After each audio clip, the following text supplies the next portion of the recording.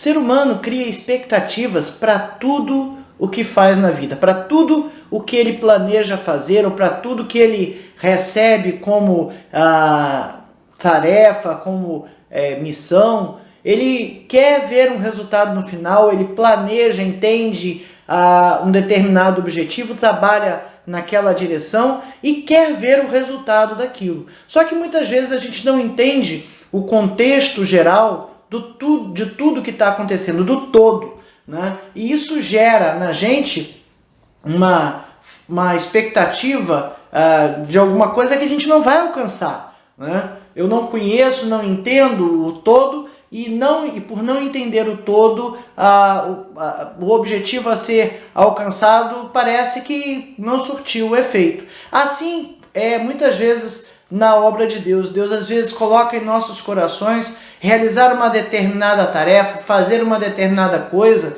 e a gente quer ver naquilo ali um objetivo prático, um objetivo às vezes até numérico, né? Se a gente não vê isso, a gente se frustra. Mas a gente precisa entender como são as coisas de Deus. Eu já vi situações aí, eu já tive em lugares, vamos fazer uma campanha evangelística, aí a gente faz a campanha evangelística, ninguém se converte. Foi um fracasso. Não, a campanha era evangelística. O resultado é ter pregado o evangelho. Se foi pregado, está feita a obra de Deus. Se pessoas vão se converter, isso não é comigo. Mas a gente sempre quer ver um resultado numérico. Alguns anos atrás, algumas igrejas trabalhavam com planejamento estratégico, algo que se faz no mercado, algo que se faz na área empresarial, traçar metas e planos. E eu vi algumas metas e planos sendo traçados assim, com metas numéricas, atingir, converter tantos, batizar tantos. Olha, quem dá o crescimento da obra não somos nós, é Deus. Só que, independente da gente até saber isso, os nossos corações sempre querem ver, o ser humano sempre quer ver um todo, um algo sendo alcançado. Ou por vezes a gente faz uma determinada programação e a gente quer sentir um determinado reconhecimento daquilo. Isso gera, às vezes, frustrações. Reconhecimento na obra de Deus existe. Existem pessoas que gostariam e queriam ver um reconhecimento daquilo que fazem. E isso gera muitos problemas para essas pessoas. Mas não entende? Às vezes a pessoa até entende, a pessoa às vezes já tem uma maturidade, um estágio da sua vida que ele sabe dessas coisas, mas às vezes parece assim tão natural querer esse tipo de reconhecimento que não vir esse reconhecimento nos enche às vezes de um sentimento de ingratidão. Não que esse reconhecimento seja bom, eu acho até que em alguns casos ele é péssimo. Fazer alguma coisa e ouvir um engrandecimento do trabalho que eu fiz na obra de Deus, às vezes é péssimo, porque me desfoca daquilo que eu realmente tenho que fazer. Mas também não vindo, a gente se sente mal. Então é algo que a gente tem que aprender a lidar com isso. Mas, como nesse trimestre estamos estudando vários personagens que passaram por várias dificuldades e adversidades semelhantes, a gente vai falar hoje sobre Elias. Elias teve um sentimento desse, de uma obra que ele tinha realizado e não sentiu o reconhecimento que ele gostaria ou que ele acha que deveria sentir. Ele fez alguma coisa que achava que era o plano de Deus, olhando numa visão limitada, e o plano de Deus era muito maior, mas ele não conseguiu enxergar isso, não conseguiu enxergar o todo. E isso é um problema nosso. Muitas vezes a gente julga um determinado assunto, uma determinada situação, vendo uma parte do problema e não consegue enxergar o problema todo. No momento que eu não enxergo o problema todo, eu tomo decisões que não são acertadas. Mas Elias, ele foi um profeta e ele fez uma grande obra no reino de Israel. Israel vivia uma fase, por muitos anos, né? Israel viveu a idolatria, e no tempo do rei Acabe, ele o Israel tinha uma grande idolatria ao deus Baal. Era o deus da tempestade, da chuva e da fertilidade, né? E era moda.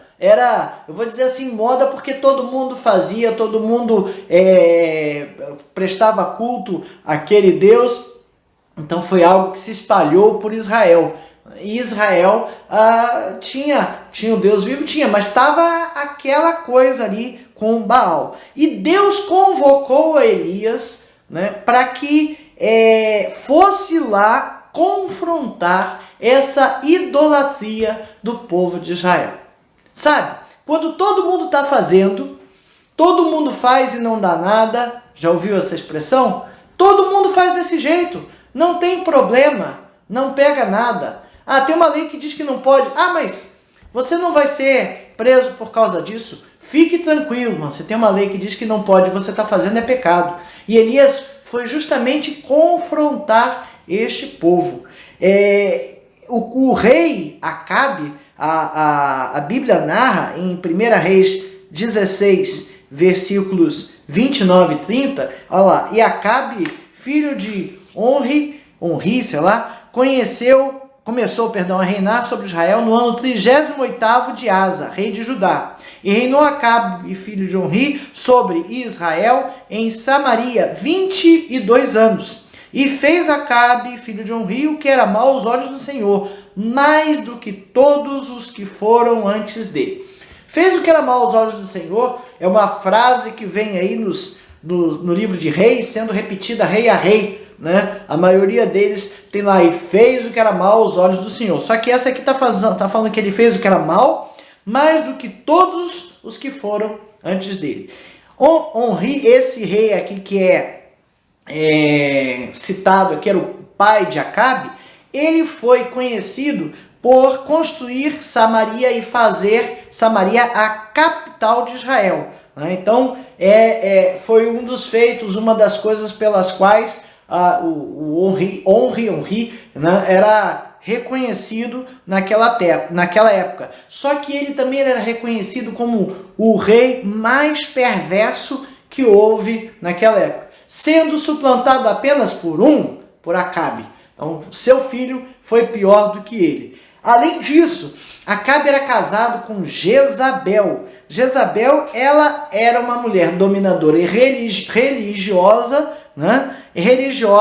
Ela era porta-voz dos deuses, entre aspas, Baal e Azerá. 1 Reis 18, 19 fala isso aí. Então, ela era como se fosse a profetisa, a sacerdotisa desses dois deuses. Baal, como eu falei ali, era o deus da tempestade, chuva e fertilidade, né? E os cultos, as práticas dos cultos a esses deuses envolviam práticas de prostituição cultual. Então, veja que talvez aos olhos do povo aquilo parecia até legal, né? Oh, que bacana, olha lá, não sei o que, vamos cultuar esse Deus aí desse jeito, porque,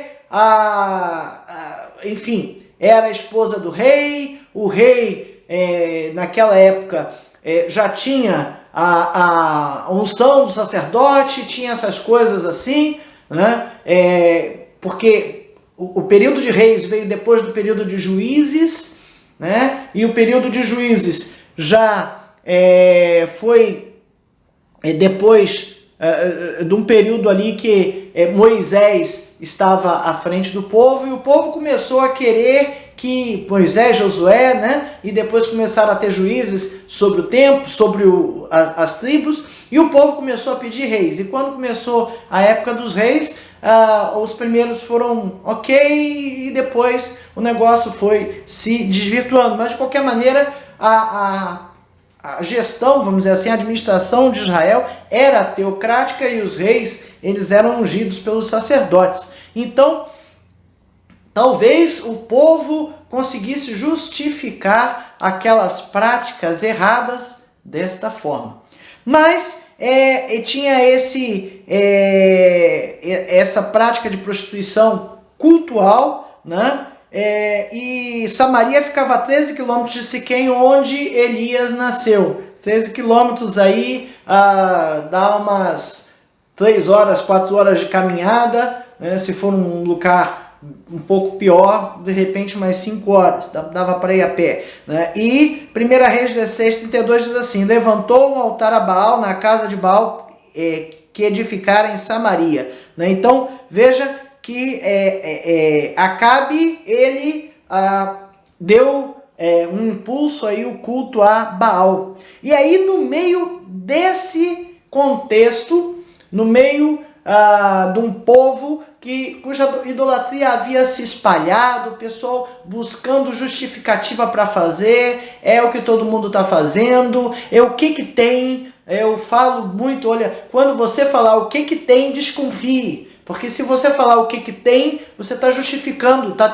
buscando uma justificativa para algo que há uma dúvida em cima, que há uma discussão em cima. Então, olhe o problema todo, analise o problema todo, entenda o problema todo, para que você possa ter certeza da decisão de que você está tomando. Nesse contexto todo do culto a Baal, do culto a Azerá, né, e moda na capital, grande, população grande, geralmente as capitais sempre tem aquele ponto se tem as capitais como ponto de desenvolvimento. Se alguma coisa acontece no estado, começa a acontecer pela capital, independente do estado, a capital do Brasil, então as coisas que acontecem lá acabam se espalhando pelo Brasil, a moda, a cultura, o jeito, né? Então, pela capital, Deus chama Elias e paga essa missão para ele. Olha, vai lá e fala que esse povo está todo errado, né? E Elias talvez não tivesse entendido, provavelmente não entendeu um propósito ou o que aconteceria naquele momento, né? Para lembrar aqui da história, Elias vai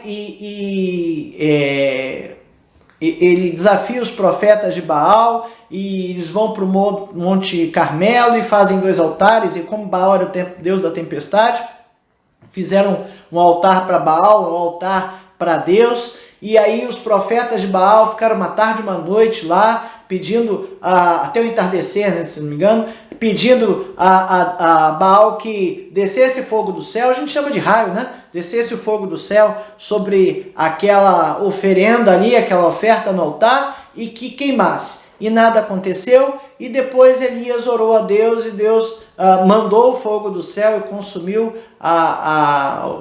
o sacrifício a Deus, e Elias matou aqueles 450 profetas de Baal. Elias provavelmente entendeu que aquilo ali era o que ele tinha que fazer, e depois daquilo ali o povo estaria convencido de que estava errado e que voltaria a cultuar o Deus vivo, mas não foi o que aconteceu, né? E a coisa fugiu um pouco do controle, digamos assim, de Elias, na sua perspectiva, na sua visão, e ele se desesperou, né? E muitas vezes a gente olha a missão como um todo e acha que não tem capacidade de realizar, mas Deus não nos dá missões que não podemos realizar. Às vezes a gente acha que Deus deu uma missão que não podemos realizar porque a gente não consegue ver aquele resultado que a gente espera, mas o resultado que quem tem que esperar é Deus. E a gente tem que fazer a vontade dele. Esse talvez seja o grande problema. 2 Coríntios 3, de 4 a 6, diz assim: e é por intermédio de Cristo que temos tal confiança em Deus, não que por nós mesmos sejamos capazes de pensar alguma coisa como se partisse de nós. Pelo contrário, a nossa suficiência vem de Deus, o qual nos habilitou para sermos ministros de uma nova aliança, não da letra, mas do Espírito, porque a letra mata, mas o Espírito vivifica. A confiança que temos é a confiança em Deus, e precisamos ter firmes, vivas, essa confiança de que aquilo ali é a vontade de Deus, foi o que Deus mandou eu fazer realmente, e eu estou fazendo a obra dele da forma dele. O resultado não pode nos importar. Não é fácil, mas o resultado não pode nos importar. Esta é a lição número 6 da revista Palavra e Vida, edição número 67. A revista Palavra e Vida é editada pela Convenção Batista Brasileira, distribuída gratuitamente pelo site batistasfluminense.org.br. Essa revista tem por tema Vencendo as Adversidades, exemplos da Bíblia para o nosso tempo. Então estamos vendo vários exemplos da Bíblia e nos aplicando aos nossos tempos, né? Essa lição número 6 fala de Elias quando a adversidade é a falta de reconhecimento. Ok? Bom, o primeiro tópico nos fala que Deus não nos abandona. Depois daquilo ali, de ter matado os 450 profetas de Baal, a dona Jezabel, né, falou para Elias, mandou uma mensagem ali para Elias e falou assim, ó, 1 Reis 19:2. Então Jezabel mandou um mensageiro a Elias a dizer: assim me façam os deuses, e outro tanto, se de certa manhã a estas horas não puser a tua vida como a de um deles. Olha só, Elias ouviu uma mensagem direta da rainha: ó, se amanhã nessa hora você não tiver morto, como aqueles que você matou, que os deuses, né, me matem, né? E Jezabel jurou Elias de morte. Elias tinha certeza que estava fazendo a vontade de Deus? Tinha. Ele se sentiu bem quando o fogo desceu do céu e queimou, consumiu a oferta no altar perante aqueles 450 profetas de Baal? Com certeza ele se sentiu bem, mas passou o fio da espada como Deus havia mandado. Mas quando ele ouve isso aí, o que Elias faz? Ele dá no pé, ele foge, ele vai até Berseba. Berseba é ao sul do território de Israel. Naquela época era Israel e Judá. Então ele foi até o sul da região de Judá, e ali ele deixa o seu servo e caminha mais ainda em direção ao deserto. Ele anda mais um dia aí pode botar, sei lá, uns 20 quilômetros talvez, um pouco mais, né? Ele anda um dia e bastante deprimido. Lá, 1 Reis 19:4. Já basta, ó Senhor, toma agora a minha vida, pois não sou melhor do que meus pais. Já ele se sentiu um nada, ele se sentiu um fracassado, ele se sentiu um solitário. Por quê? Porque a rainha o ameaçou de morte. Ele matou 450 profetas de Baal e a rainha o ameaça de morte. Deus dá uma prova ali cabal, e nesse contexto todo ele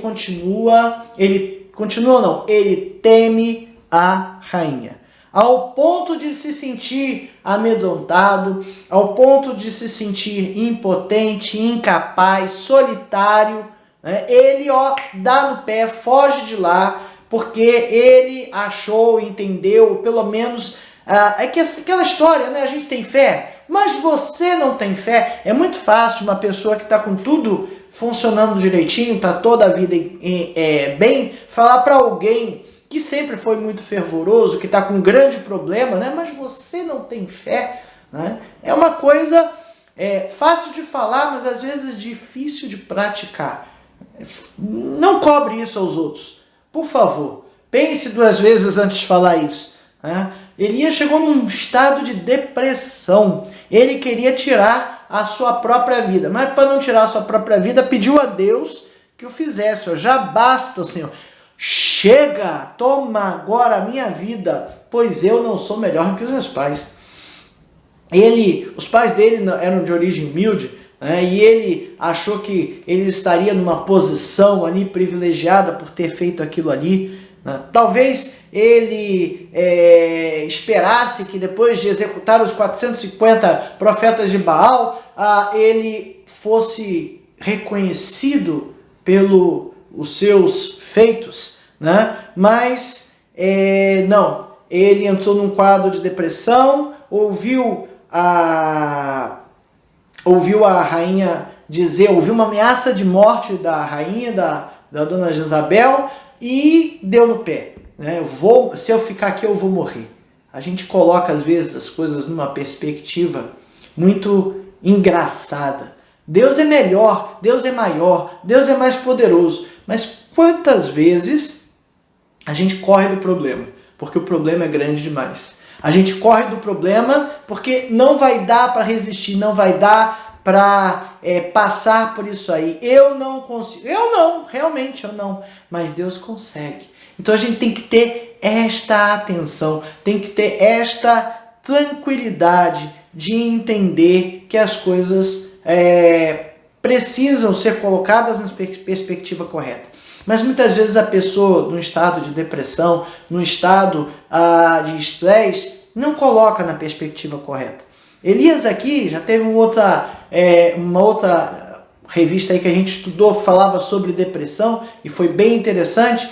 Estudamos vários personagens que entraram em depressão, um deles era Elias, e essa situação de Elias realmente foi um estado de depressão. Gente, depressão é uma doença, é algo que pode acontecer, né, e ela precisa ser entendida e respeitada. Não adianta a gente demonizar, dizer que a pessoa está com demônio, com isso. Não é. Ela está com um problema, às vezes é um desequilíbrio químico no organismo, às vezes é desencadeada por um grande estresse, e a gente tem essas situações nas nossas vidas. Né? Quem nunca se sentiu só em momento algum da sua vida? Em algum momento a gente acaba se sentindo só. Temos o Consolador, é verdade, temos o Espírito Santo, mas às vezes a gente consegue dar mais atenção ao problema do que ao Deus que nós temos. Infelizmente, essas coisas acontecem. E Deus, conhecendo o coração de Elias, Deus não, digamos assim, o julgou, não foi severo com ele, não é isso? Não cobrou a confiança. Muito pelo contrário, ele tratou ele de uma forma bem importante e interessante. Olha lá o que está em 1 Reis 19, de 5 a 9. Deitou-se e dormiu-se debaixo de um zimbro. Então Elias andou, e aí ele se entregou. O deprimido, quem está passando por depressão, se entrega, se larga, deita e não quer fazer nada, não tem vontade de fazer nada. Mas é o quadro da doença. E então Elias deitou-se e dormiu debaixo do zimbro. Eis que um anjo tocou e lhe disse: levanta-te e come. Elias estava andando há 3 dias, mais 4, né? Estava cansado, estava com fome. Olhou ele e viu junto à cabeceira um pão cozido sobre pedras em brasa e uma botija de água. Comeu e bebeu e tornou a dormir.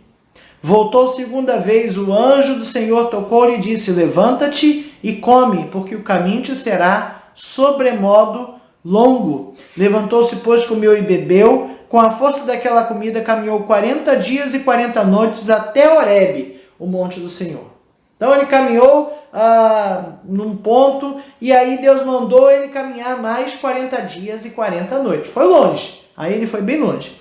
Ali entrou numa caverna, procurou um estado, um local de abrigo, onde passou a noite. E eis que lhe veio a palavra do Senhor e lhe disse: que fazes aqui, Elias?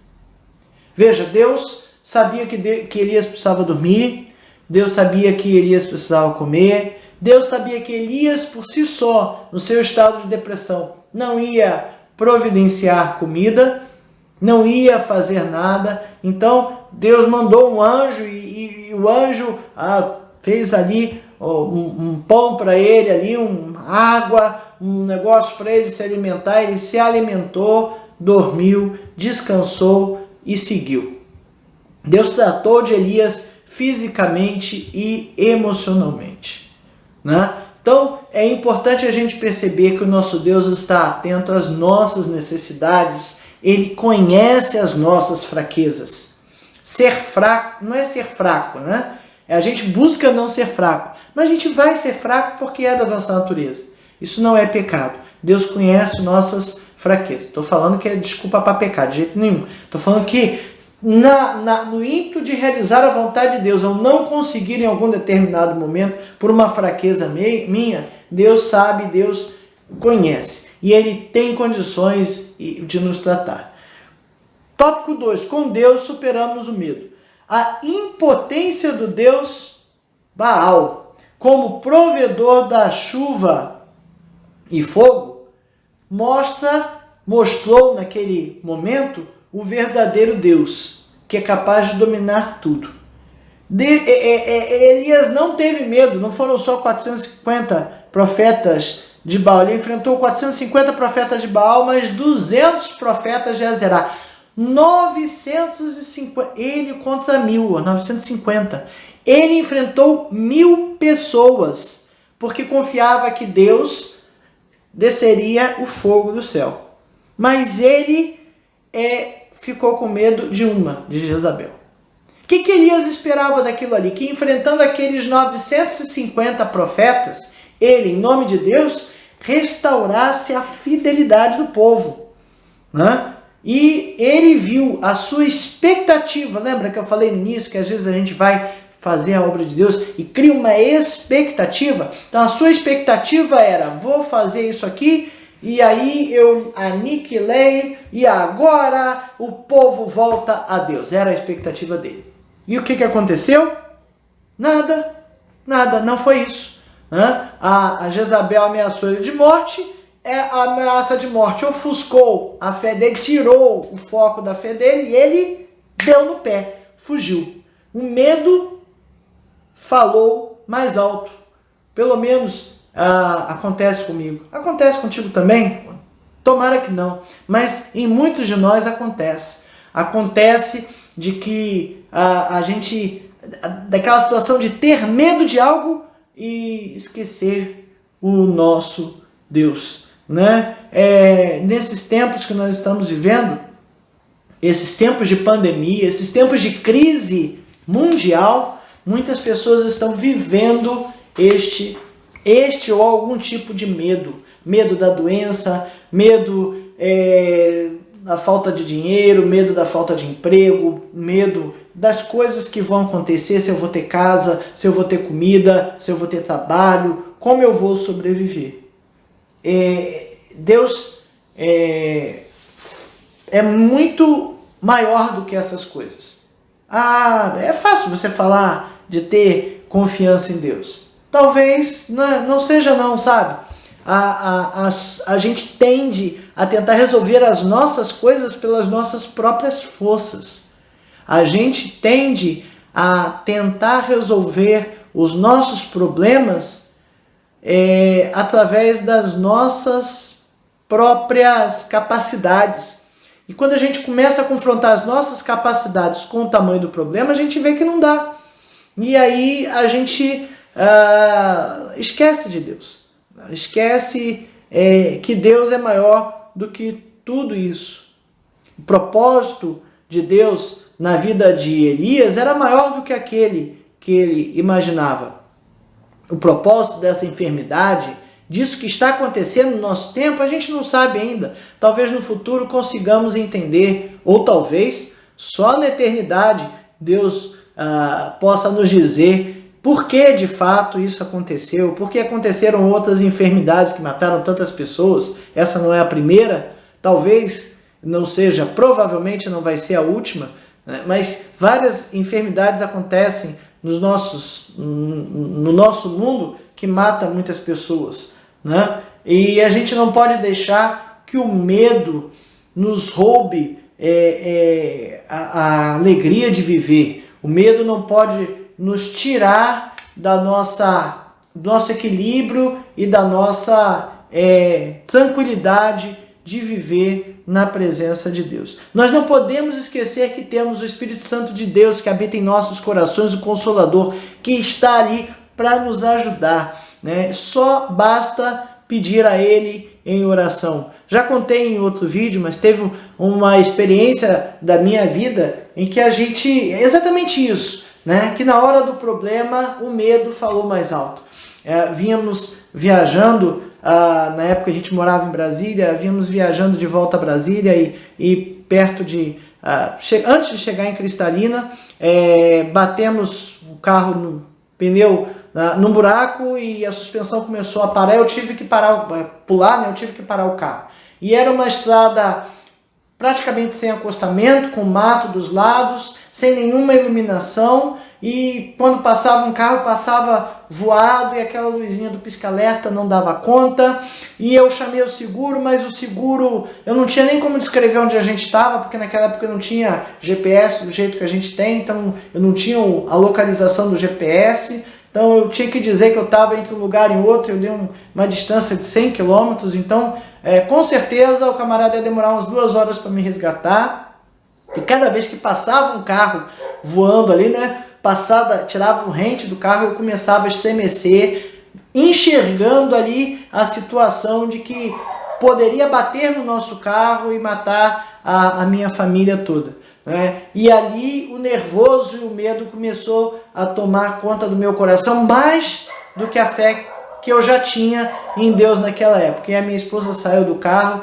e orou comigo e me acalmou, né? E me aquietou o coração, e logo parou um caminhão. Ah, meu Deus, agora parou um caminhão. E o motorista era evangélico e parou para nos apoiar, e já era um pisca-alerta maior, uma iluminação maior, mais visível de longe, e ficou conosco ali até que o guincho chegasse. Deus mandou um anjo para estar conosco ali naquele momento. E a situação é exatamente essa, e é muito bom a gente recuperar essas histórias da nossa vida. Eu tenho certeza que na sua vida você, com certeza, tem alguma experiência que você viveu que é importante você resgatar e lembrar. Você olha a história do povo de Israel, Moisés está registrando cada um daqueles fatos que aconteceram, e ele fala para o povo que era para falar aos filhos dos filhos,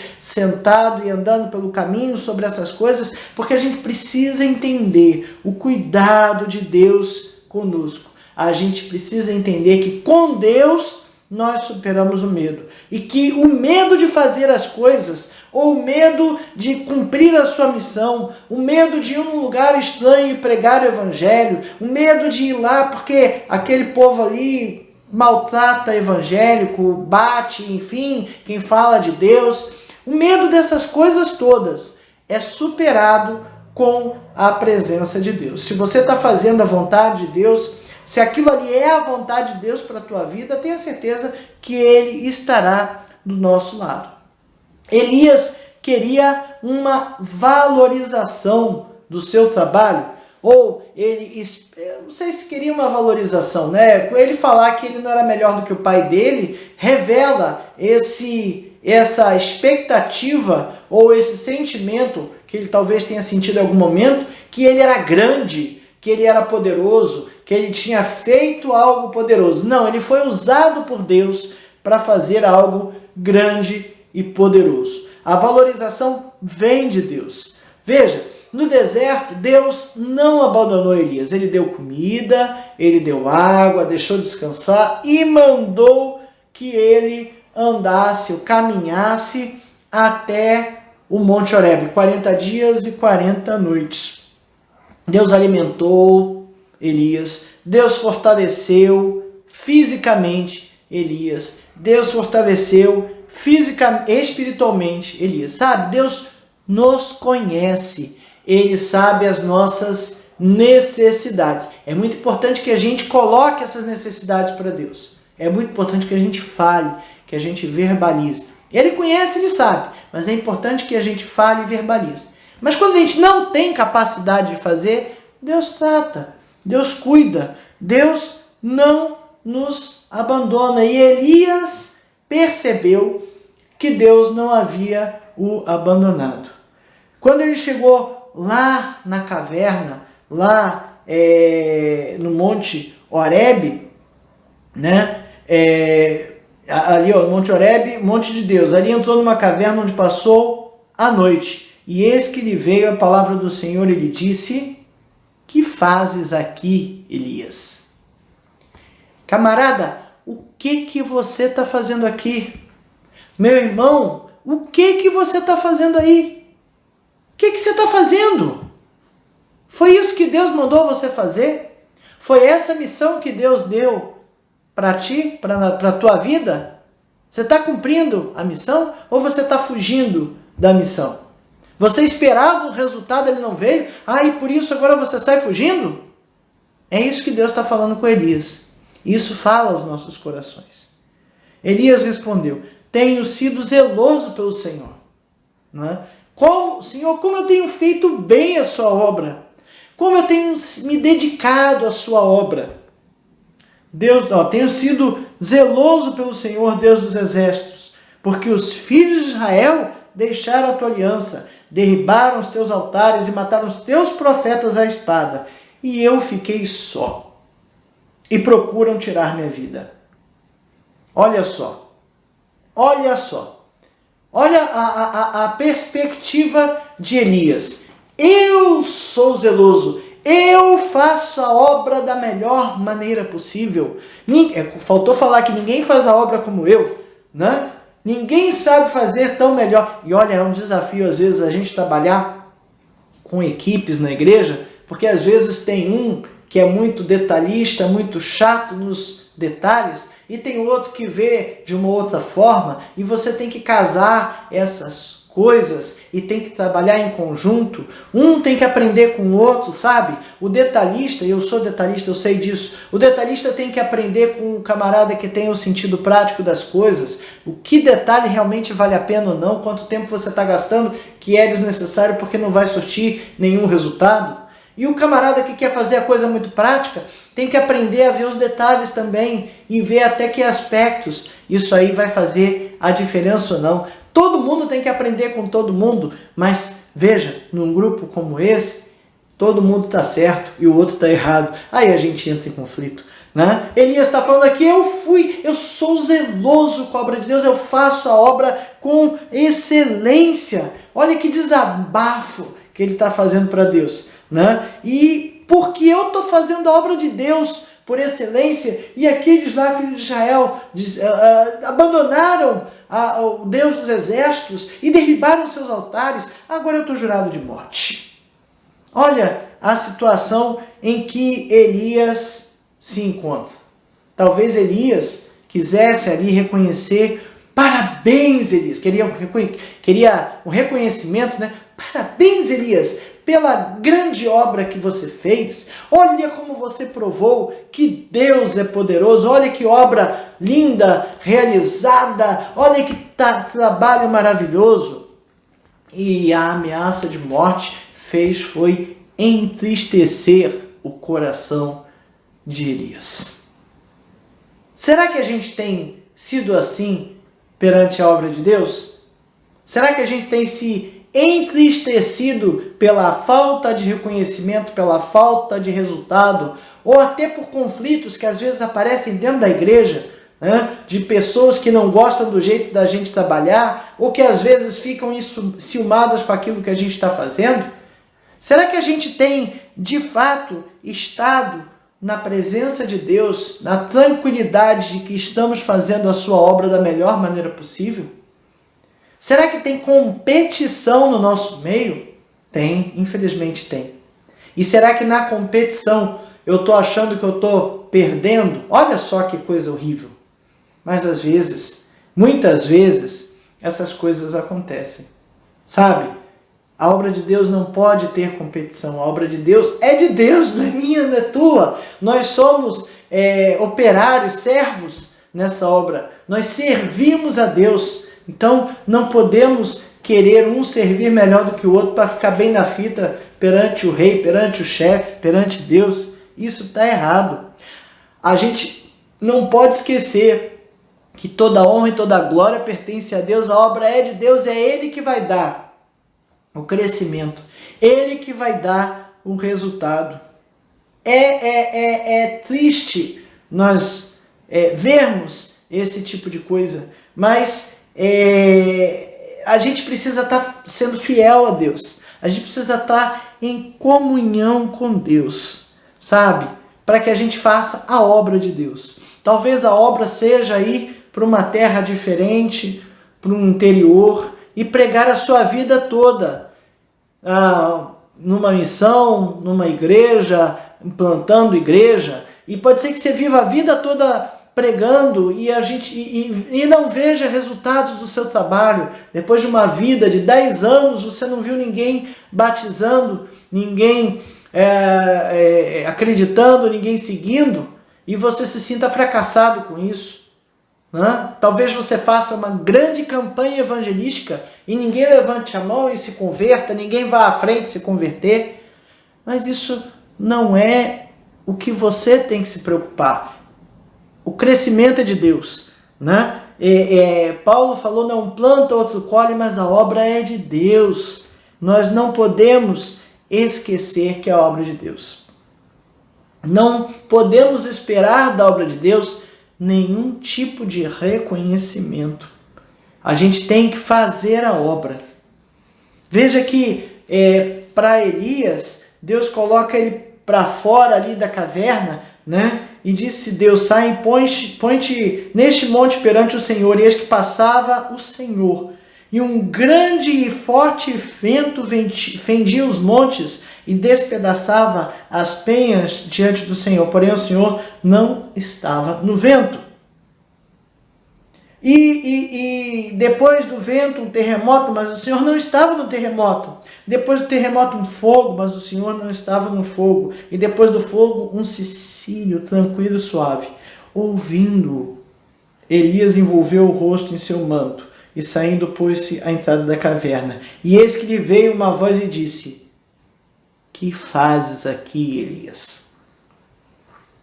E ele repetiu, não aprende, né? Tenho sido extremo, zeloso em extremo pelo Senhor, Deus dos exércitos, porque os filhos de Israel deixaram a sua aliança, derribaram seus altares e mataram os seus profetas à espada, e eu fiquei só e procuram tirar minha vida. Disse o Senhor, vai, volta o teu caminho para o deserto de Damasco.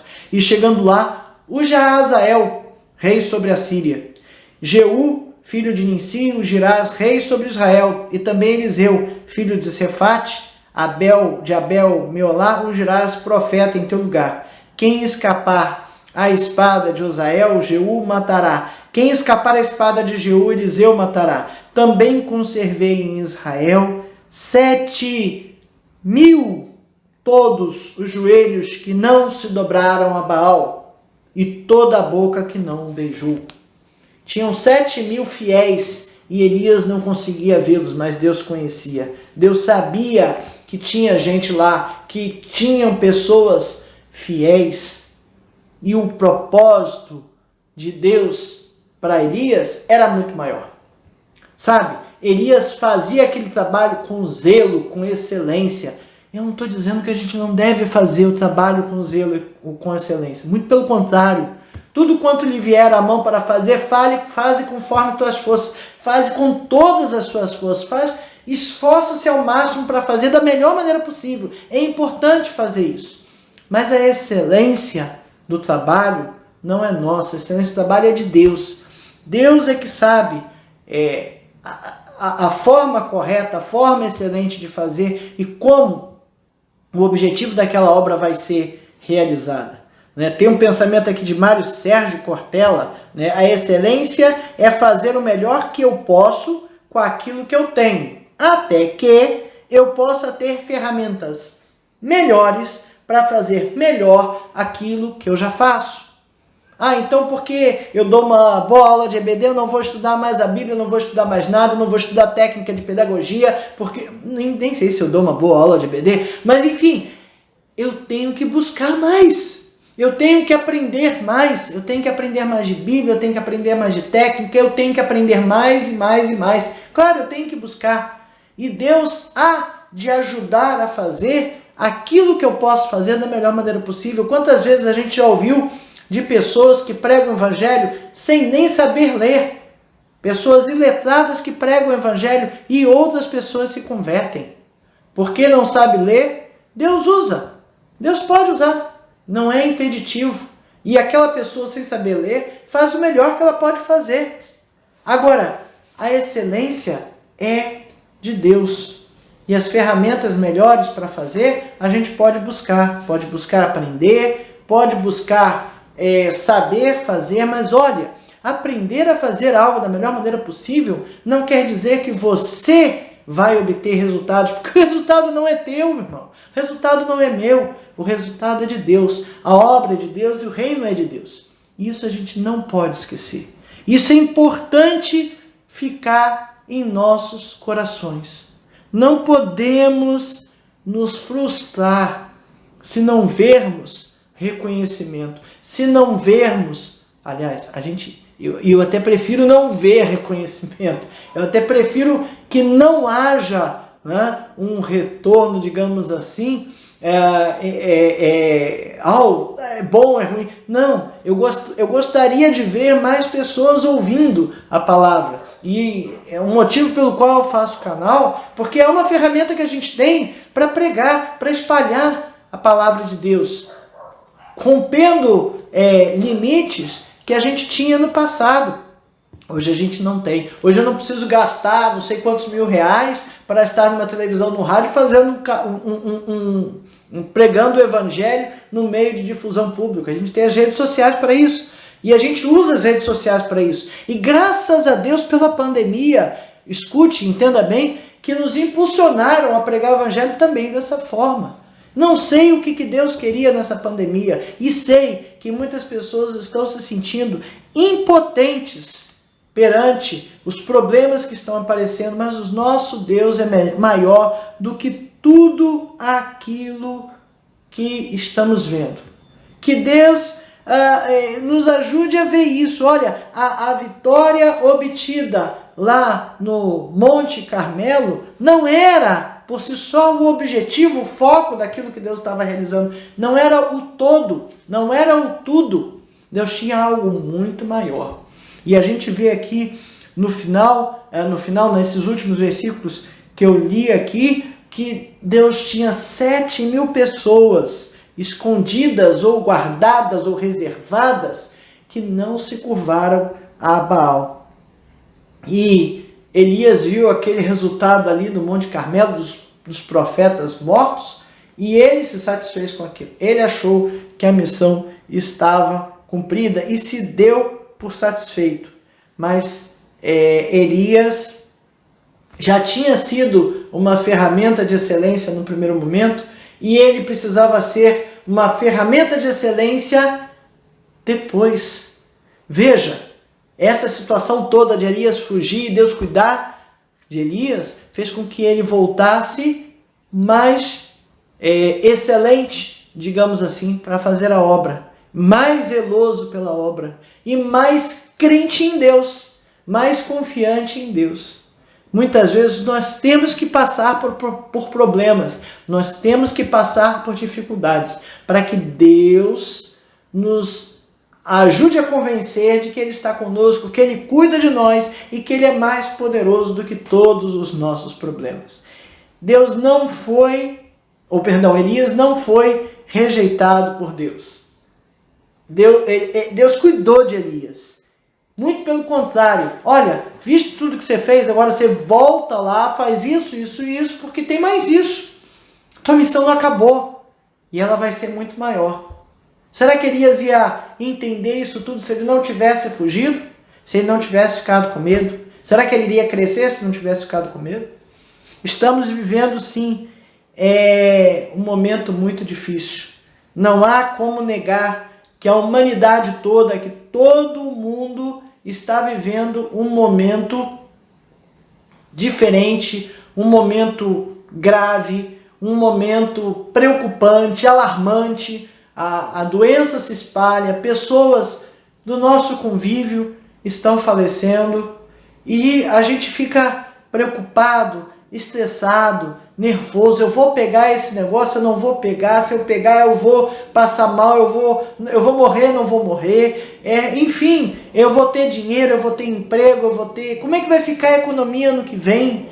Será que ano que vem a gente volta para as aulas presenciais? Será que a vida volta ao normal? Será que não volta? Será que eu vou poder voltar a interagir com as pessoas? Nós estamos muito preocupados com essas coisas todas. A violência está aumentando, inclusive a violência doméstica, solidão, muita gente passando perrengue aí por conta de solidão, mas a gente precisa saber que Deus está conosco. Deus nos consola, Deus nos encoraja e a gente pode e consegue sim sobreviver e vencer esse momento de caos que nós estamos vivendo. Que Deus nos ajude a cada momento a entender o foco que temos que seguir, entender que a obra é dele, entender que ele cuida de nós, que Deus está conosco e que ele pode nos ajudar a suplantar todas essas necessidades.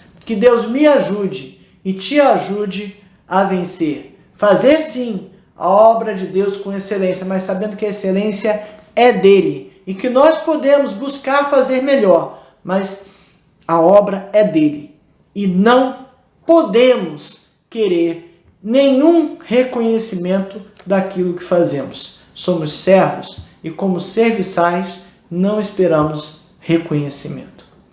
Esse reino não findará, sua glória eterna, pois a majestade e força desse rei chega.